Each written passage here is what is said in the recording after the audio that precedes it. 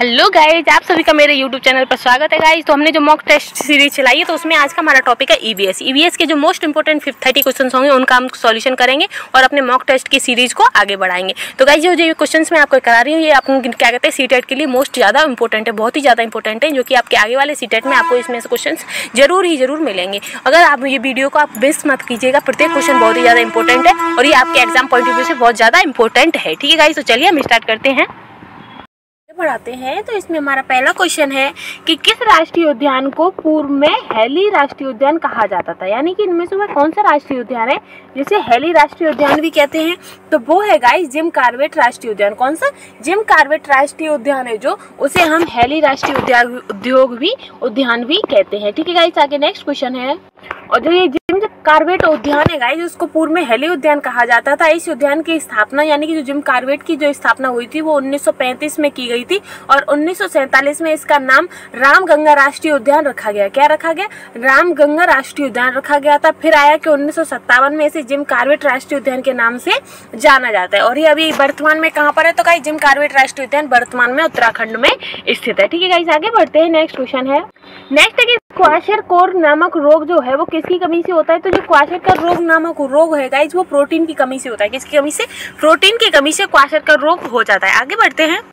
Next है कि Richter पैमाने से किसकी तीव्रता नापी जाती है, यानी कि इनमें से वह क्या है जिससे रिक्टर पैमाने की तीव्रता नापी जाती है। तो जो भूकंप की तीव्रता होती है वो हम रिक्टर पैमाने से नापते हैं। किससे? रिक्टर पैमाने से। आगे बढ़ते हैं।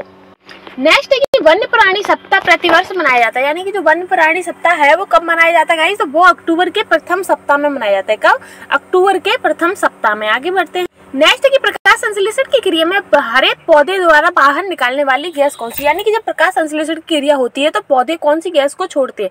तो पौधे गाइस ऑक्सीजन को छोड़ते हैं और कार्बन डाइऑक्साइड को ग्रहण करते हैं। और हम लोग कौन सी गैस को छोड़ते हैं? तो हम लोग जब सांस लेते हैं और सांस के दौरान जब हम गैस को छोड़ते हैं तो वो कार्बन डाइऑक्साइड को छोड़ते हैं और ऑक्सीजन ग्रहण करते हैं। और जो पेड़ पौधे होते हैं वो कार्बन डाइऑक्साइड को ग्रहण करते हैं और ऑक्सीजन को छोड़ते हैं। ठीक है गाइस, तो इसका आंसर हो जाएगा ऑक्सीजन। आगे बढ़ते हैं।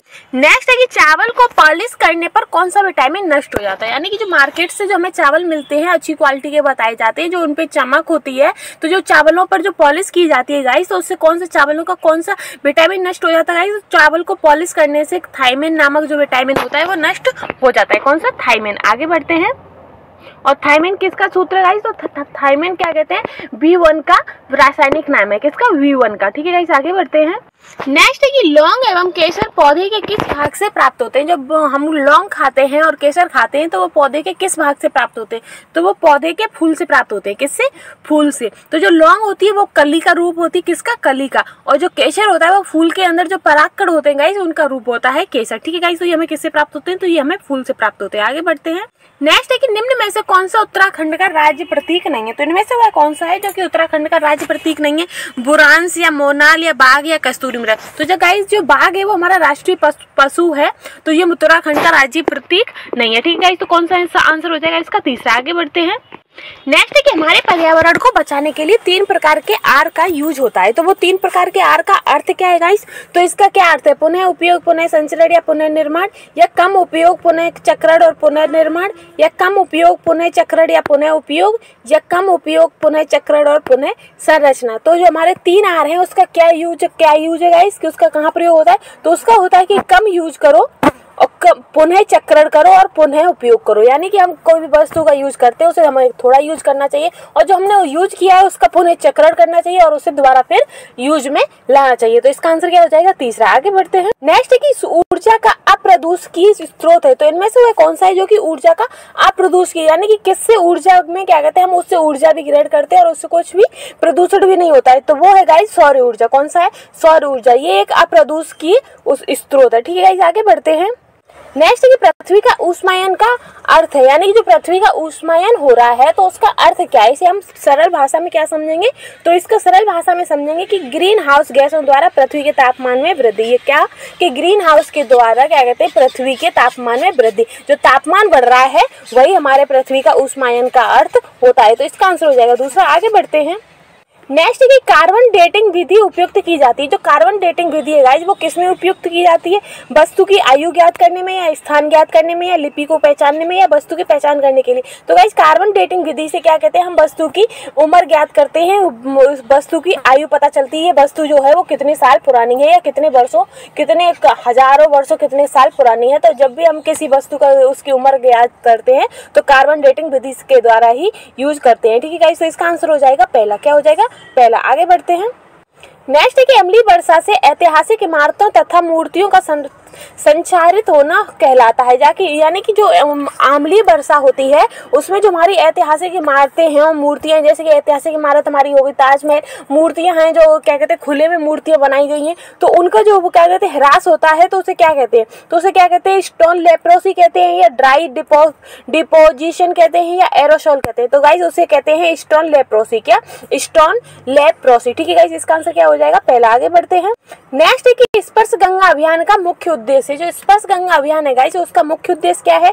गंगा की स्वच्छता या स्वास्थ्य सुरक्षा, या नदियों को जोड़ना, या मंदिरों का जीर्णोद्धार। तो गाइस स्पर्श गंगा का अभियान क्या है? तो वो अभियान है गंगा की स्वच्छता के लिए। किसके लिए बनाया गया है? गंगा की स्वच्छता के लिए। ठीक है गाइस, आगे बढ़ते हैं।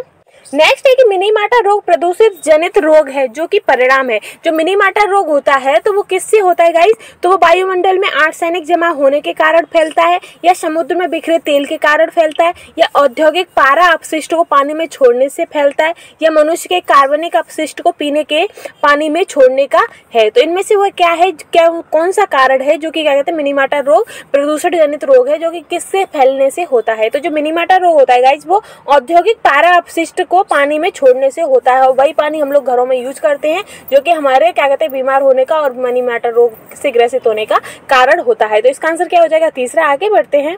नेक्स्ट है कि अंतर्राष्ट्रीय स्तर पर वन्य जीवों की सुरक्षा हेतु संस्था है। यानी कि अंतर्राष्ट्रीय स्तर पर वन्य जीव सुरक्षा हेतु कौन सी संस्था है गाइस? वो है IUCN। कौन सी है? IUCN। आगे बढ़ते हैं।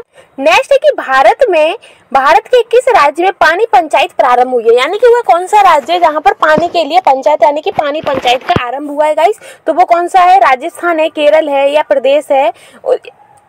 ये होगा उत्तर प्रदेश। क्या? उत्तर प्रदेश है या महाराष्ट्र है? तो गाइस इसका आंसर हो जाएगा महाराष्ट्र। कहाँ पर? महाराष्ट्र में पानी पंचायत प्रारंभ हुई है। आगे बढ़ते हैं। नेक्स्ट है कि ओजोन परत सूर्य से आने वाली किन किरणों को रोकती है? तो ओजोन परत गाइस सूर्य से आने वाली किन किरणों को रोकती है? तो गाइस वो रोकती है परावैंगनी किरणों को। कौन सी किरणों को? परावैंगनी किरणों को। आगे बढ़ते हैं। नेक्स्ट है संरक्षण या विनाश पुस्तक के लेखक हैं। यानी कि जो संरक्षण और विनाश पुस्तक है वो किसने लिखी है गाइस? तो वो लिखी है सरला बेन ने। किसने? सरला बेन ने। आगे बढ़ते हैं। नेक्स्ट है कि क्षेत्रफल के आधार पर भारत का सबसे बड़ा राज्य है। तो क्षेत्रफल के आधार पर गाइस भारत का सबसे बड़ा राज्य कौन सा है? तो वो है राजस्थान। कौन सा है? राजस्थान क्षेत्रफल के आधार पर भारत का सबसे बड़ा राज्य है। ठीक है गाइस, आगे बढ़ते हैं। नेक्स्ट है कि 11 जुलाई को मनाया जाता है। तो 11 जुलाई को गाइस कौन सा दिवस मनाते हैं? तो 11 जुलाई को मनाते हैं विश्व जनसंख्या दिवस। कौन सा? विश्व जनसंख्या दिवस 11 जुलाई को मनाया जाता है। आगे बढ़ते हैं। नेक्स्ट है कि सन 1992 में पर्यावरण सुरक्षा से संबंधित प्रथम पृथ्वी सम्मेलन किस शहर में हुआ था? यानी कि जो 1992 में जो सबसे पहली बार पृथ्वी सम्मेलन हुआ था तो वो किस शहर में हुआ था गाइस? तो वो हुआ था रियो डी जेनेरो में। कहाँ हुआ था? रियो डी जेनेरो में। आगे बढ़ते हैं। नेक्स्ट है कि भूमिगत जल स्तर को उनके प्राकृतिक स्तर पर पुनः लाने के लिए निम्न में से कौन सा उपाय सर्वदा उचित है? तो इनमें से वह कौन सा उपाय है जो क्या कहते हैं भूमिगत जल को उनके प्राकृतिक स्तर पर लाने के लिए सबसे बढ़िया उपाय होगा? तो धान और गन्ने के उगाने का क्षेत्र बढ़ाया जाए, या फिर पारंपरिक फसलों को उगाया जाए, या पाताल तोड़ कुओं का अधिक निर्माण किया जाए, या औद्योगिकरण को बढ़ावा दिया जाए। तो इसके लिए क्या जरूरी है गाइस? तो इसके लिए जरूरी है कि पाताल तोड़ कुओं का अधिक प्रयोग निर्माण कराया जाए, जिससे जो पानी है वो पाताल तक जा सके और वो हमारे जो भूमि जो हमारा पहले प्राकृतिक स्तर है पानी का वो प्राकृतिक स्तर पर आ सके। ठीक है गाइस, तो इसका आंसर हो जाएगा तीसरा। आगे बढ़ते हैं। नेक्स्ट है कि यदि एक मेढक एक टिड्डे को खाता है तो ऊर्जा का स्थानांतरण होगा। यानी कि जो एक मेढक है और वो टिड्डे को खा रहा है तो जो ऊर्जा का स्थानांतरण है वो कैसे होगा? तो वो उत्पादक से प्राथमिक उपभोक्ता को होगा, या उत्पादक से अपघटक को होगा, या प्राथमिक उपभोक्ता से द्वितीय उपभोक्ता को होगा, या द्वितीय उपभोक्ता से प्राथमिक उपभोक्ता का होगा। तो जो हमारा जो क्या कहते हैं ऊर्जा का स्थानांतरण है वो गाइस इस तरीके से चलता है। जैसे ये हो गया हमारा उत्पादक। क्या हो गया? उत्पादक। ठीक है गाइस, उत्पादक। ठीक, ये हो गया उत्पादक। फिर आता है हमारा प्राथमिक उपभोक्ता फर्स्ट स्टेज, फिर आता है हमारा सेकंड, फिर आता है थर्ड, फिर फोर्थ। ठीक है गाइस, तो जो हमारे पहले पे होते हैं वो होते हैं हमारे शाकाहारी। क्या होते हैं? शाकाहारी। तो जो हमारा टिड्डा है वो शाकाहारी है क्योंकि वो हरे पत्तियों सब्जियों, ये उत्पादक पर निर्भर है, हरी पत्ती सब्जियों को खा रहा है। और जो मेढक है उसने टिड्डे को खा लिया तो वो द्वितीय पे हो गया। किस पे हो गया? द्वितीय पे। तो इसमें क्या हो रहा है कि प्राथमिक उपभोक्ता से द्वितीय उपभोक्ता को जो ऊर्जा का स्थानांतरण है, यानी कि जो हमारा प्राथमिक है, प्राथमिक से तो दूसरे में गया है, तो ऊर्जा का स्थानांतरण क्या हो गया? तो वो हो गया हमारा प्राथमिक उपभोक्ता से द्वितीय उपभोक्ता को। ठीक है गाइस, आगे बढ़ते हैं।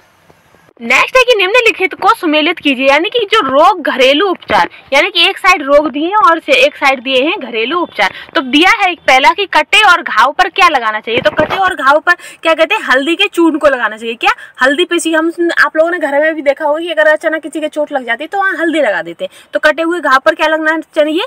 हल्दी। तो इसका ऑप्शन तो मैं सीधा सीधा मिल गया चौथा ही, क्योंकि इसी में 2 है। आगे भी हम देख लेते हैं कि सामान्य ज्वर, अगर सामान्य ज्वर आ रहा है तो हमें क्या करना चाहिए? तो हमें मेथी के पानी की चाय बनानी चाहिए। क्या?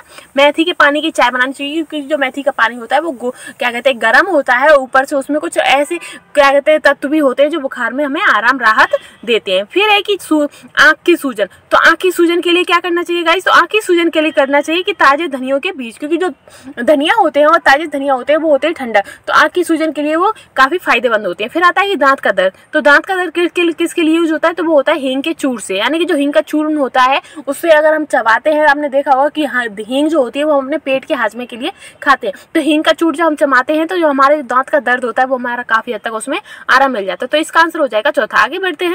नेक्स्ट है कि निम्न में से पृथ्वी पर कौन सा पारिस्थितिकी तंत्र सबसे बड़ा है, तो इनमें से वह कौन सा पारिस्थितिकी तंत्र है जो सबसे बड़ा है गाइस? तो वो है समुद्र। क्या? क्योंकि ऐसी समुद्र की अभी तक इतनी जानकारी नहीं हो पाई है कि उसकी, ये नहीं कि जानकारी नहीं हुई है, जानकारी हुई है, लेकिन उसके अभी अंदर तक कोई नहीं पहुंच पाया है। जो उसमें इतने सारे अनगिनत वो हैं जीव जंतु, और ये सबसे बड़ा है। आप सीधे ये समझ लीजिए कि सबसे बड़ा पारिस्थितिकी तंत्र समुद्र ही है। क्या है? समुद्र। क्योंकि इसमें कोई सीमा नहीं है कि इसमें कितने क्या जीव हैं और क्या कहते हैं कितने तत्व हैं, कोई सीमा नहीं है। ठीक है, क्योंकि इसके नीचे और उसके छोर तक तो आज तक कोई नहीं पहुंच पाया।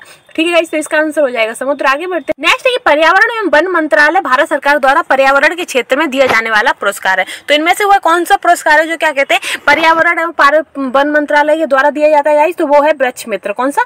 वृक्ष मित्र। आगे बढ़ते हैं।